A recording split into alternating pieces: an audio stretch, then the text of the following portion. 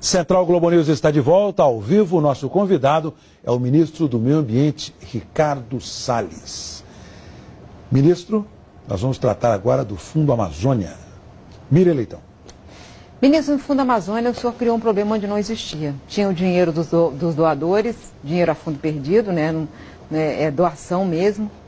Tinha um comitê orientador do Fundo Amazônia funcionando, representando a sociedade, representando o governo também, e os governos dos países, dos estados amazônicos. E os projetos estavam sendo feitos. E a maioria dos projetos é do próprio setor público, incentivando o setor público a implantar políticas públicas. Bom, aí o senhor chegou e falou, não, vamos mudar tudo no COFA aqui. E aí tirou as pessoas e fez uma outra proposta. A informação que eu tenho da sua reunião de hoje com os embaixadores é que eles não aceitam essa mudança na governança. E pediram que o senhor apresente uma nova proposta, porque a proposta que o senhor fez, que é uma proposta curiosa, porque ela é mais Brasília e menos Brasil. É o contrário do que o presidente Bolsonaro prometeu na campanha. Aí o senhor fez uma mudança que tem muita gente do governo e pouco da sociedade, e eles não aceitam. Também tem uma informação que eu queria que o senhor me dissesse, que a Alemanha teria assustado a parte dela da liberação de dinheiro, 151 milhões. Mas a informação que eu tenho é que eles disseram que, de forma muito clara para o senhor, que não aceitam a proposta do Conselho como o senhor desenhou, e agora aguardam uma nova proposta de governança. E aí?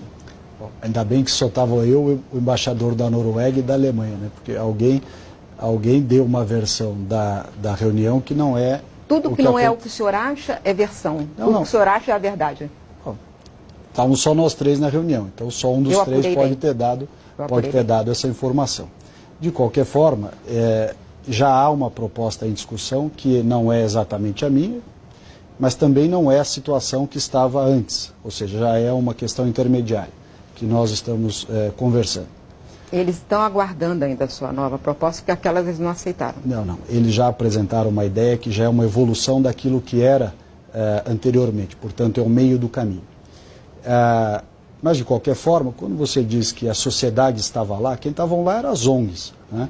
ONGs essas... Representantes das empresas, representantes dos estados amazônicos. Não, as ONGs. O Fundo Amazônia é composto por 3 grupos. Governo federal, governos estaduais e ONGs. ONGs essas que estão no COFA e também, por outro lado, são beneficiadas de cerca de metade dos recursos do Fundo Amazônia. Portanto, um conflito de interesses total. Na regra de governança está estabelecido que evitar o conflito de interesse. Bom, quem apresenta um projeto não pode Não receber. importa. Quem está lá na classificação dita como sociedade civil, na verdade, são as ONGs. Então, quando diz que a sociedade está lá, não. As ONGs estão lá. ONGs essas que são as que recebem o dinheiro do Fundo Amazônia em quase metade do seu 1 bilhão e 700 milhões de reais. Mas você tirou os estados amazônicos e botou tinha todos. Fez a pergunta, eu estou respondendo. Pois é, então... mas não pode responder negando os fatos que são evidentes. Eu estou descrevendo os fatos. Os fatos são 1/3 do Fundo Amazônia, do COFA, são as ONGs. ONGs essas que recebem os recursos do Fundo Amazônia. Quanto que elas receberam? 800 milhões de reais. Portanto, essa é a principal razão do inconformismo todo. O que nós queremos, na verdade? Que os recursos destinados ao Fundo Amazônia esteja alinhado com os objetivos que nós entendemos sejam os mais adequados, junto com outros que têm condições de sugerir também, e que nós entendemos que são melhores do que esses que foram apresentados até agora. Até porque, como nós vimos há pouco, de 2012 para cá, o desmatamento cresceu. Se esse formato adotado fosse tão eficiente assim, o desmatamento teria caído. Então, essa é uma questão importante, porque o recurso está no BNDES. Recurso esse chamado de doação ao Brasil.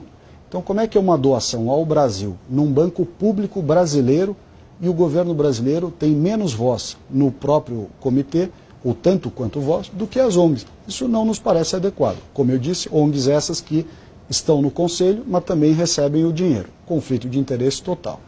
Então, o que nós queremos, e aí a conversa que nós temos mantido é no sentido de melhorar esses mecanismos. Se isso vai ser 100% do que o governo queria ou não, nós vamos avaliar e estamos evoluindo. É por isso que nós temos tido as conversas. Conversas essas que vão resultar em algo positivo. Na nossa visão, há uma série de medidas que o governo está tomando, independentemente do Fundo Amazônia, para melhorar a questão do desmatamento, e se puderem estar alinhadas com os recursos do Fundo Amazônia, vão gerar ainda melhores resultados. Bom, ministro, o senhor sempre se refere às ONGs com um tom que parece que as ONGs são um problema. Qual é mesmo o problema das ONGs na visão do senhor? Veja, várias ONGs prestam um grande serviço, um bom trabalho, atuam de maneira dedicada, atingem resultados, e há, aliás, como em qualquer segmento da sociedade, um grupo de ONGs que só são ONGs da boca para fora. São projetos captados para ter recursos, na verdade, para pagar os salários dos seus próprios funcionários. Projetos Pode dar exemplos?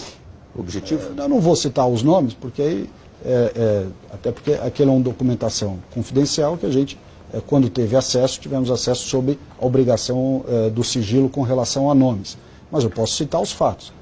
Há uma série de projetos nos quais o valor total do projeto é consumido 60%, 70% do volume pelo salário do próprio funcionário da ONG. Quer dizer, no fundo você está captando recurso não para atingir um objetivo, mas para sustentar a estrutura permanente de uma organização, de um grupo, que está lá permanentemente apresentando projeto para captar recursos.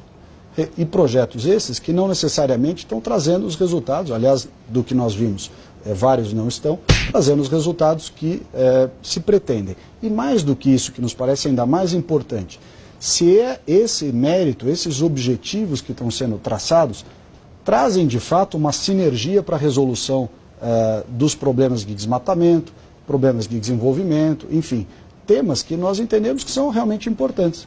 Então, o alinhamento disso é muito importante conosco. O governo precisa e vai participar da solução do problema e quer que o recurso dito doado ao Brasil seja realmente doado ao Brasil e não tutelado dessa forma.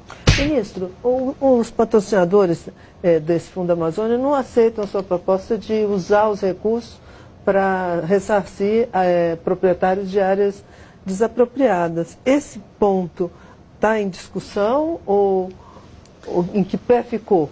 Cristiana, porque essa é uma das reações deles à sua gestão, à sua governança. Veja só, essa foi uma notícia que foi, na verdade, propagada por um jornal sem efetivamente dar a informação por inteiro.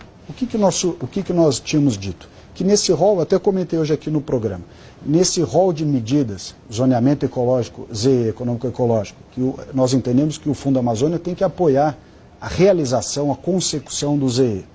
E assim sucessivamente. Todas as outras medidas, não vou repetir aqui porque eu falei já no programa.